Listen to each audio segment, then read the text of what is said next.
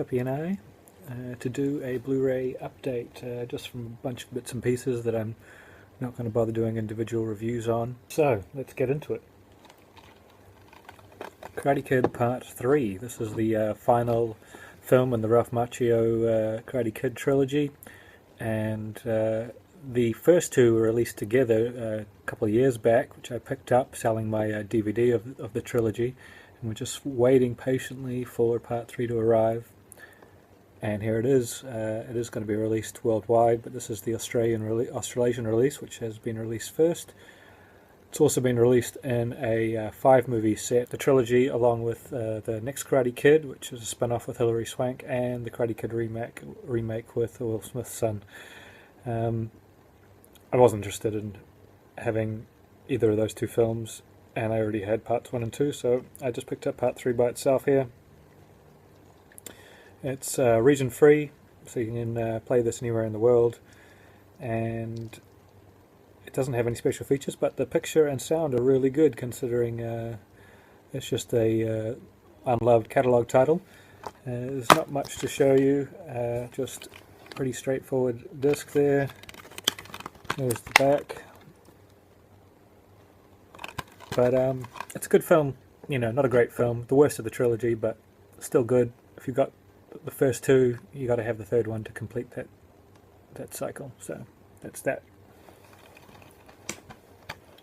Also picked up Prom Night. Managed to get this a bit cheaper than it was going elsewhere through deepdiscount.com, and it's not one of the best slashes ever, but it's good and it's fun, and you know, I was wanting to complete my Jamie Lee Curtis early slasher films. The only one I don't have is the Australian one, Road Games, which is kind of marginally a slasher, and she's not like a high school student in that one, but I've got this, the two Halloweens, and Terror Train, so I feel like I've pretty much completed it. It's a really good print they've got. It does look really soft, but I think that's inherent to the way it was shot, and kind of a soft focus lens look to it. But you know, the colours are strong. There's not really much in the way of damage. It's a pretty clean print. It's got good sound and excellent special features. This is Region A locked, I should mention. The special features has a new 5.1 surround as well as the original mono. It's the 2K transfer from the original 35mm negative. It's got audio commentary with directors Paul Lynch, screenwriter William Gray. The Horrors of Hamilton High, which is the making of Prom Night featurette. A collection of additional scenes added for the television broadcast, which is really great that they could include stuff like that. And never before seen outtakes from Prom Night exclusive Blu-ray. They weren't too exciting, but they were in really good condition. I was quite surprised. Motion still gallery, original radio spots, and those are both exclusive to the Blu-ray release, and original theatrical trailer and TV spots. It has a reversible sleeve. I actually really like the sleeve they've got out front here, but they also have this one here that you can reverse to, but I won't be doing that. I don't particularly like that one. It is a you know, one of the essential 80s slashes to pick up. It's a little slower than some of the other ones, but you know, it's got some really good set pieces, notable performances, and a pretty cool disco soundtrack, and even it has Leslie Nielsen in it. So, keeping on the horror tip, picked up Exorcist 3 Legion, the true sequel to the original Exorcist film, directed by William Peter Blatty, who wrote The Exorcist and wrote the book this was based on. Unfortunately, he had a lot of studio interference and had to change a lot of stuff from his final cut, and force some stuff in there he didn't really want to, which kind of ruins the end of the film a little bit. But the film is really, really good, and by far the best Exorcist film outside of The Exorcist, and probably the only film worth watching outside of the original Exorcist, other than Exorcist Part 2, which is good just for a laugh when you're with a group of friends at how silly it is. But this is a really serious, dark film. Apparently the footage from the original cut of this film is lost. They've been looking for it for 10 or so years. It's unlikely they're going to find it. I don't think we're going to get the kind of joy we got recently with the Nightbreed Cabal cut, where they find the footage after looking only for a few months. Shout Factory were looking and picked up the footage they needed, but this is, they looked for a long time. There was quite an extensive look, and they haven't been able to find it, so it looks unlikely we're ever going to see the true version of this film, but this version is pretty good. Now the quality of the disc it's not that great. It's quite a mediocre high definition transfer. It looks like a source from an old master, and but from what I hear, it's better than the way The Exorcist 2 looked, which apparently looks pretty awful. That being said, it looks far better than the old DVD, especially on if you've got a larger screen like myself.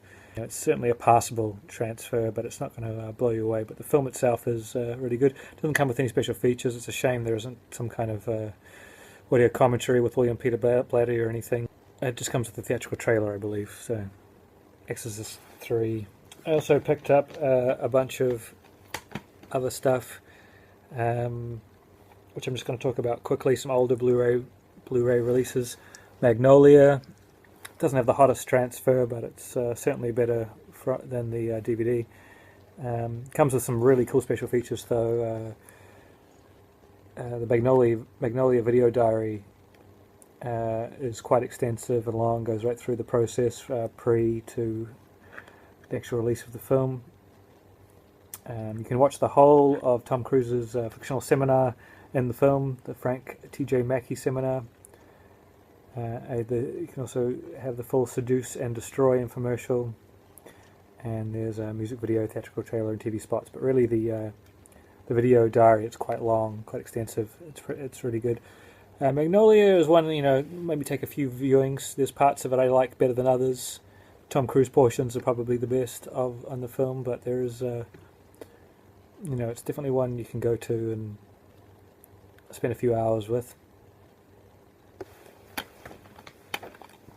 Coming to America, upgraded from my DVD. I had upgraded all my other Eddie Murphy films that I liked, such as 48 Hours and Trading Places, Beverly Hills Cop trilogy. So I thought I had that DVD sitting there, and this was only a couple of pounds to buy from Amazon.co.uk. So I just picked it up along with some other stuff I was already getting. So it's got all the same special features as the DVD. I'm not going to bother going through them, but it looks a little bit better than the DVD, and it's nice to have. Kickboxer, this is a much maligned transfer. The reviews of it were terrible. I managed to pick it up ridiculously cheap. I'd put off picking it up because of the reviews of the transfer, but with low expectations, I actually thought it looked pretty good. There was a little bit too much DNR in places. It wasn't as waxy as, say, the Predator transfer or anything like that, but you could see it in the faces sometimes with the DNR it was affecting. There are speckles throughout, which was mentioned heavily throughout a lot of the reviews I read, but they weren't that distracting. And picking this up cheap is definitely worth it. It doesn't have any special features, but a cheap pickup for the classic Van Damme film, probably his best film outside of Bloodsport and JCVD. And last of all, Billy Wilder's classic Some Like It Hot. I'd read some reviews of this which were kind of faint praise. They weren't as excited about the transfer for this as some of his other ones, but I actually thought it was really good. I like the transfer in this edition, unlike the local edition. This is the British edition, which is region free.